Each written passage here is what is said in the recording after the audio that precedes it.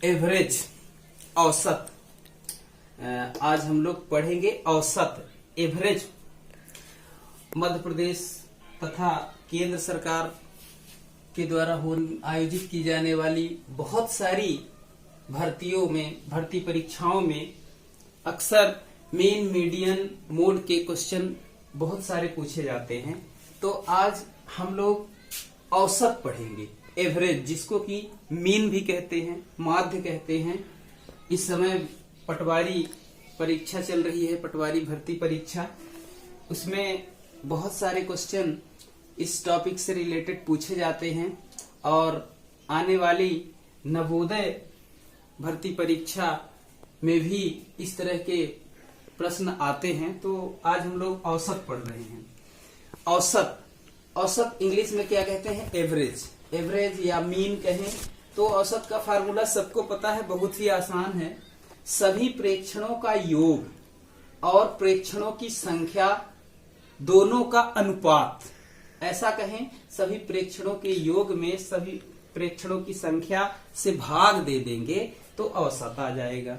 इसमें इंग्लिश में फार्मूला लिखें तो sum of observations divide by number of observations. मतलब जितने ऑब्जर्वेशन दिए रहेंगे, चाहे वो नंबर्स दी हो, चाहे कोई वेट दिया हो, वजन दिया हो वस्तुओं का, तो उनको सभी को जोड़ देंगे और कुल कितनी वस्तुएं हैं या कुल कितना डाटा दिया हुआ है उसकी संख्या से भाग दे देंगे तो औसत आ जाएगा।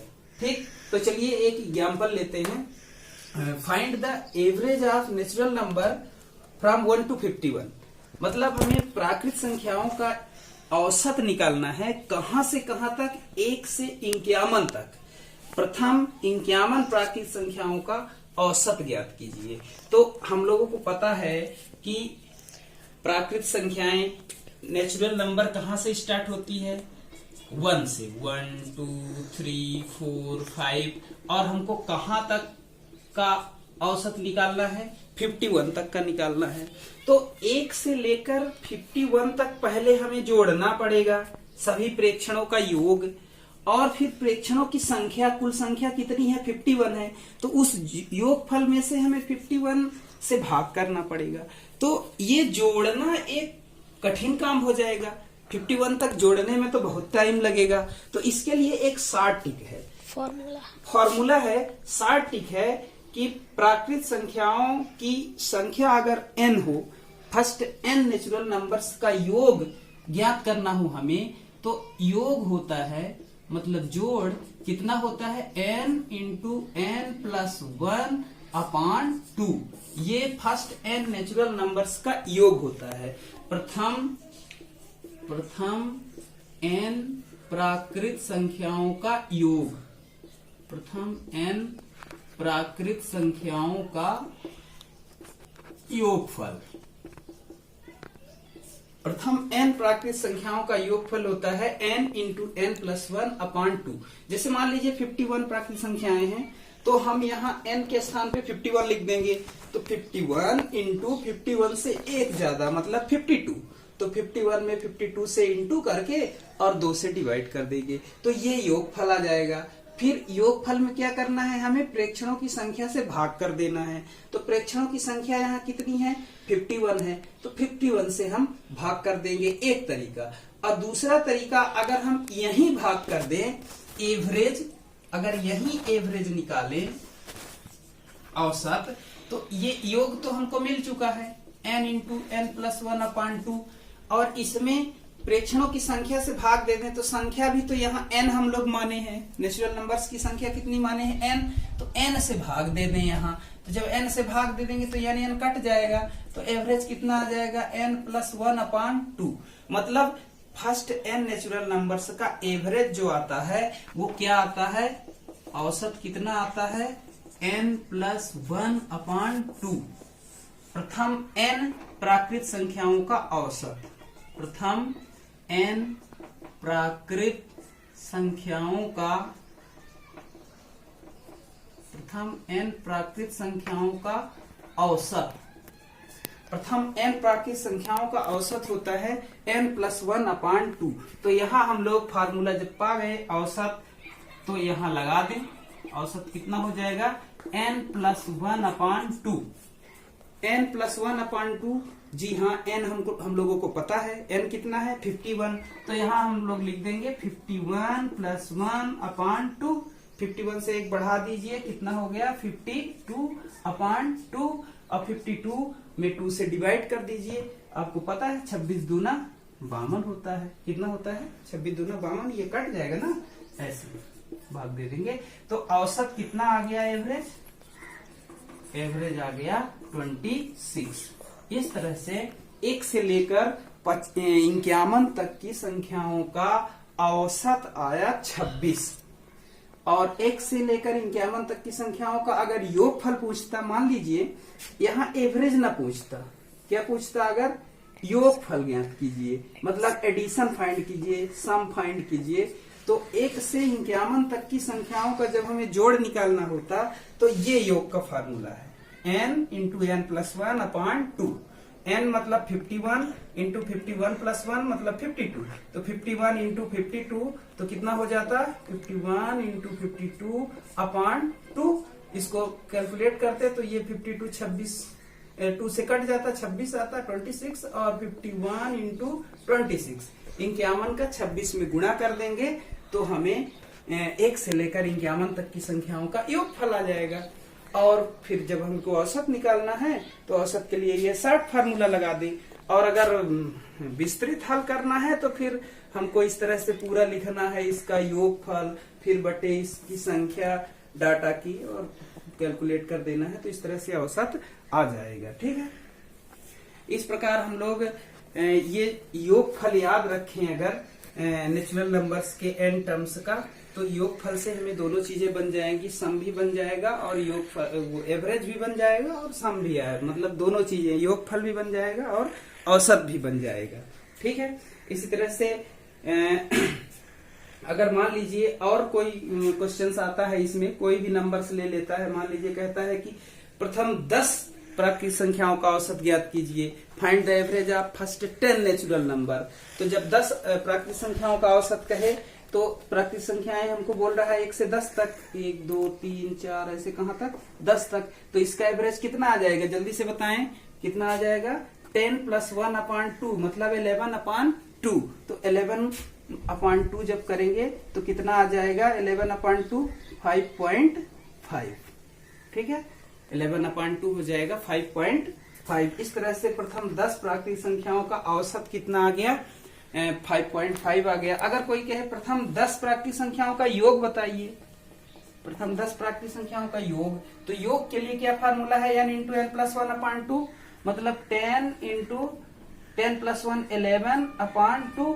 तो ये हो जाएगा, इसको काट देंगे, 2 पंचे 10, 5 × 11, तो ये हो जाएगा 11 पचे 55। इस तरह से योगफल कितना आ गया, 55। प्रथम 10 प्राकृतिक संख्याओं का योगफल 55 आ गया, और प्रथम 10 प्राकृतिक संख्याओं का औसत कितना आ गया, 5.5। तो आपको दो बातें याद रखना है, योग का फार्मूला ये याद रखना है और एवरेज का फार्मूला ये याद रखना है। ये ध्यान रखिए कि ये सिर्फ कहाँ काम करेगा, नेचुरल नंबर्स में, प्राकृत संख्याओं में ये सिर्फ काम करेगा। अगर संख्याएं बदल जाती हैं, मान लीजिए इंटीजर्स हो जाते हैं या रेशनल नंबर हो जाती हैं और अदर डिफरेंट टाइप की नंबर्स हो जाती हैं, तब ये फार्मूला हम यूज नहीं करेंगे, तब इस रूल से फिर लगाएंगे। इसमें सभी प्रेक्षणों का योग निकालेंगे और फिर प्रेक्षणों की संख्या। ओके, संख्याओं के औसत के कुछ महत्वपूर्ण सूत्र। मान लीजिए संख्याओं का हमें एवरेज निकालना है, वो क्रम से संख्याएं लिखी हुई है, उनका एवरेज निकालना है, तो उसके लिए अलग अलग फार्मूले हैं। अगर उनको बहुत देर तक हम लोग जोड़ेंगे फिर भाग करेंगे तो ज्यादा टाइम लगेगा, इसलिए कुछ महत्वपूर्ण फार्मूले हैं, इनको याद कर लेते हैं और जल्दी से हल कर लेंगे क्वेश्चन को। जैसे लिखा है, average of first n natural number, प्रथम n प्राकृत संख्याओं का योग, प्रथम n प्राकृत संख्याओं का योग का, सॉरी योग नहीं, औसत, प्रथम n प्राकृत संख्याओं का औसत मान लीजिए हमें निकालना है। क्या निकालना है, औसत प्रथम n प्राकृत संख्याओं का। तो क्या करेंगे, सीधे n+1/2 मतलब जितनी संख्याएं हैं, मान लीजिए संख्या स्टार्ट हो रही है 1 से, मान लीजिए 9 तक जा रही है, 1 2 3 4 5, कहां तक जा रही है, 9 तक। तो इसमें हम लोग n कितना मान लेंगे, n इक्वल टू 9 और यहाँ 9 प्लस 1 अपॉन 2 लगा देंगे। तो औसत क्या आ जाएगा अपना, यहाँ आ जाएगा 9 प्लस 1 अपॉन 2 मतलब 10 अपॉन 2, तो कितना आ जाएगा 5। इस तरह से प्रथम 9 प्राकृत संख्याओं का औसत आएगा 5। ठीक, अब दूसरा फार्मूला है average of first N even number. प्रथम n सम संख्याओं का औसत, सम इवन मतलब सम संख्याओं का, n सम संख्याओं का एवरेज जब हमें निकालना हो तो क्या फार्मूला है, n प्लस 1, मतलब जितनी नंबर्स हैं लास्ट तक उसमें एक जोड़ देंगे। लास्ट कितने टर्म्स हैं, जितने टर्म्स हैं मान लीजिए 20 टर्म्स हैं, 20 पद हैं, तो 20 में एक जोड़ देंगे तो औसत क्या आ जाएगा 21। अब इस तरह से देखिए, जैसे हम लोग उदाहरण लेते हैं, फर्स्ट इवन नंबर लेते हैं 2, 4, 6, 8, इस तरह से मान लीजिए कि कहां तक चली गई नंबर्स, मान लीजिए 10 पदों तक चली गई। कितने पदों तक, 10 पदों तक, 10 पदों तक, मतलब 10 बार ये इवन नंबर आ रही हैं लगातार, कंसेक्यूटिव आ रही हैं। तो 2, 4, 6, 8 कहां तक, 10 पदों तक, तो कुल कितना औसत हो जाएगा, n प्लस 1 बोल रहा है, मतलब 10 प्लस 1, तो कितना आ जाएगा 11। इस तरह से आप चाहे 10 पदों तक सम संख्याओं को लिख लें और उनको जोड़ें, फिर जोड़कर 10 से भाग दें तो इतना ही आएगा, औसत कितना आ जाएगा 11 आ जाएगा। इस तरह से अगर डिफरेंट n का नंबर अलग है तो यहाँ n बदल जाएगा। मान लीजिए 20 पदों तक है तो 20 धन 1 21 आ जाएगा। तो इस तरह देखिए यहाँ अपॉन 2 नहीं लगा है, ध्यान रखिएगा। फर्स्ट एन नेचुरल नंबर से जब रहे, नेचुरल नंबर से मतलब 1, 2, 3, 4, 5 लगातार संख्याएं रहे तो n प्लस 1 अपॉन 2। जब केवल सम संख्याएं रहे, इवन नंबर रहे, तो इसके लिए n प्लस 1 फार्मूला लगेगा। अब देखिए अगर विषम संख्याएं रहे, ऑड क्या रहे, विषम, तो विषम के लिए क्या होता है n, सिर्फ n ही आंसर हो जाएगा, कुछ नहीं करना है। जैसे मान लीजिए विषम संख्याएं हैं 1, 3, 5, 7, इस तरह से मान लीजिए 80 पदों तक है, मतलब 80 बार है, 80 पदों तक ये जो विषम संख्याएं लिखी हुई हैं, मान लीजिए 80 बार लिखी हुई हैं, तो उसका सीधा सा आंसर क्या आ जाएगा 80। इस तरह से इसका एवरेज आ जाएगा कितना 80। तो कितना आसान है, अगर हमें फार्मूला याद है तो इसका औसत आसानी से आ जाता है। ठीक इसी तरह से average of n multiples of any number, मान लीजिए किसी नंबर का मल्टीपल है, कह रहा है कि इतने मल्टीपल्स है उस नंबर का, तो कितना आएगा औसत। जैसे मान लीजिए प्रश्न में ये कहे कि 5 के 9 गुणजों का, 5 के 9 गुणजों का औसत ज्ञात कीजिए। औसत 5 के 9 गुणज, तो 5 के 9 गुणज जैसे हम लोग जब लिखेंगे तो क्या क्या लिखेंगे, 5, 5 दूनी 10, 5 तीन 15, 5 चौक 20, इस तरह से 5 9 45 तक लिखेंगे। 9 गुणजों को बोल रहा है, तो 9 गुणज मतलब 5 का पहाड़ा 9 बार, तो 5 9 45 तक हो गई ये नंबर। तो इसका हमें औसत निकालना है, तो अब इसको जोड़ने में बहुत टाइम लगेगा, फिर जोड़ के हम 9 से भाग देंगे और टाइम लगेगा। इसके लिए क्या फॉर्मूला है, number into n plus 1 upon 2। n क्या है हमें, n मतलब जितनी बार जाना है, 9 गुणज है ना, तो यहाँ हो गया n के स्थान पर 9 और नंबर के स्थान पर क्या है जिसका गुणज रहे। जैसे 5 का गुणज है तो 5, तो यहाँ हम लोगों क्या आंसर आ जाएगा, यहाँ नंबर के स्थान पर लिख देंगे 5 और गुणे n प्लस 1। जैसे 9 गुणज लेना है ना, तो यहाँ 9 प्लस 1 ये हो जाएगा 10 और इसमें अपॉन 2 कर देंगे, तो 5 इंटू 10 अपॉन 2 कितना हो जाएगा 50 अपॉन 2, तो ये आ जाएगा 25। इस तरह से 5 के 9 गुणजों का औसत कितना आ जाएगा 25 आ जाएगा। इस तरह आप लोगों को पता होना चाहिए कि औसत का तो ये फार्मूला है। अगर औसत के स्थान पर योगफल पूछ ले, मान लीजिए एवरेज न पूछे, क्या पूछ ले, सम, योगफल पूछ ले, तो n इवन नंबर्स का योगफल जो होता है, योगफल वो होता है n इंटू n प्लस 1। ठीक है। योगफल होता है n इंटू n+1, जबकि एवरेज होता है n+1। क्यों? क्योंकि जब हम एवरेज यहाँ निकालेंगे तो अपान कुल प्रेक्षणों की संख्या से जब भाग करेंगे n से, तो n कट जाएगा और n+1 आ जाएगा। ठीक इसी तरह से ऑड विषम संख्याओं का योगफल कितना होगा? लगातार विषम संख्याओं का योगफल होता है n²।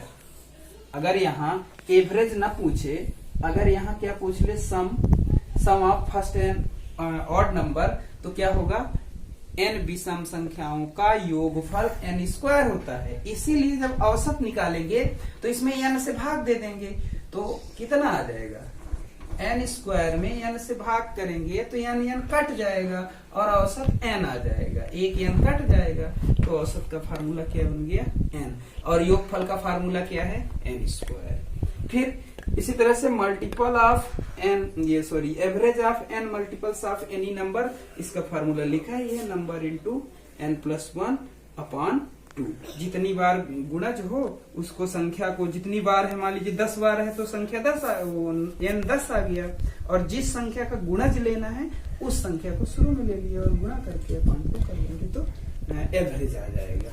ठीक है, ओके, प्ले करिए। रेडी। औसत के कुछ इंपॉर्टेंट टिप्स हैं एवरेज के, हेल्पिंग टिप्स, मतलब उस क्वेश्चन में ये टिप्स बहुत मदद करेंगे, ज्यादा टाइम नहीं लगेगा, शॉर्ट ट्रिक है ये। देखिए, जैसे शॉर्ट ट्रिक है, if average of the given observation is x, मतलब कोई भी प्रेक्षण दिया हुआ है, कोई भी ऑब्जर्वेशन दिया है, प्रेक्षण दिया हुआ है, उसका औसत भी आपको दिया है।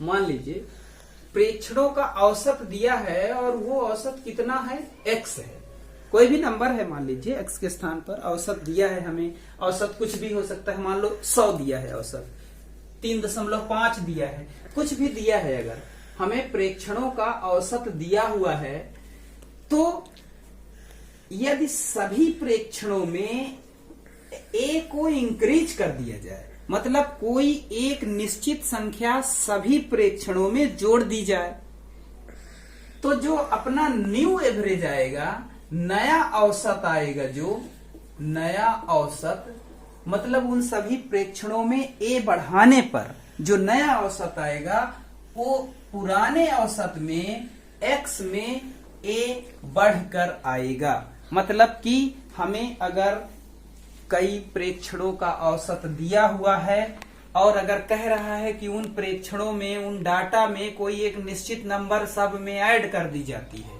जोड़ दी जाती है, तो नया औसत क्या बनेगा? तो हम लोग कह देंगे नया औसत पुराने औसत में a बढ़ जाएगा। मतलब जितनी नंबर हम उन सभी डाटाज में जोड़े हैं, तो उतना ही एक नंबर इस एवरेज में भी जुड़ जाएगा। मान लीजिए कि हम 5 बढ़ा देते हैं, इंक्रीज्ड बाई 5, सभी डाटाज को, मान लीजिए कुछ दिया था 1 2 3 4 5 6 7, इस तरह से डाटा दिए थे, इनमें कह रहा है कि सभी में 5 बढ़ा दीजिए, इंक्रीज्ड बाई 5, तो हम 5 सभी में बढ़ा देंगे, तो जैसे ये 5 1 6, 5 2 7, 5 3 8, सब में 5 बढ़ा रहे हैं, 5 4 9, 5 5 10, इस तरह से नया डाटा ये मिला। तो इस नए डाटा का एवरेज क्या होगा? तो इस नए डाटा का एवरेज जो पुराने डाटा का एवरेज था, उस एवरेज में 5 बढ़कर हम लिख देंगे उत्तर। जैसे मान लीजिए पुराने डाटा का एवरेज उदाहरण के लिए मान लेते हैं 1000 था, निकालने पर कितना आया? 1000। तो 5 बढ़ा देने पर जो डाटा प्राप्त होगा नया, उसमें 5 जुड़ जाएगा, एक पुराने में 1005 आ जाएगा न्यू एवरेज। इस तरह से ये फार्मूला मिल गया नया औसत x प्लस a। मतलब अगर प्रेक्षणों में a इंक्रीज होता है तो औसत में भी a इंक्रीज हो जाएगा। ठीक उसी तरह से अगर हम डिक्रीज करते हैं, घटाते हैं, माइनस करते हैं, मान लो इनमें हम 5 सब में घटा देते, तो डिक्रीज करने पर जो नया औसत आएगा वो पुराने औसत में a डिक्रीज होकर ही आएगा। जैसे हम 5 सब में घटा देते तो पुराना औसत में a घटाने पर, 5 घटाने पर नया औसत प्राप्त हो जाता। ठीक, मतलब अगर हम डाटा में a घटा रहे हैं तो औसत में भी a की कमी आ जाएगी। फिर उसी तरह से अगर हम सभी में मल्टीप्लाई कर रहे हैं, गुणा, क्या कर रहे हैं, गुणा कर रहे हैं ए से, अगर सभी नंबर्स में हम ए से गुणा कर रहे हैं, जैसे ये डाटा दिए थे, मान लीजिए 2, 3, 4, 5 इस तरह से दिए थे और सब में ए से गुणा कर दिया, किसी संख्या से मान लीजिए 6 से गुणा कर दिया, तो 2 छक्का 12, 3 छंग 18, 4 छंग 24। इस तरह से जो नए डाटा मिल रहे हैं वो इसका जितना एवरेज रहा, मान लीजिए उदाहरण के तौर पर इसका एवरेज अगर 50 रहा होगा तो इसका एवरेज ए का गुणा हो जाएगा। कितने का गुणा कर रहे हैं, 6 से कर रहे हैं ना, तो इसमें 6 से गुणा हो जाएगा, 50 गुणे 6 तो 300 आ जाएगा नया औसत। मतलब ये नए औसत का फार्मूला कितना हो जाएगा, ए गुणे एक्स।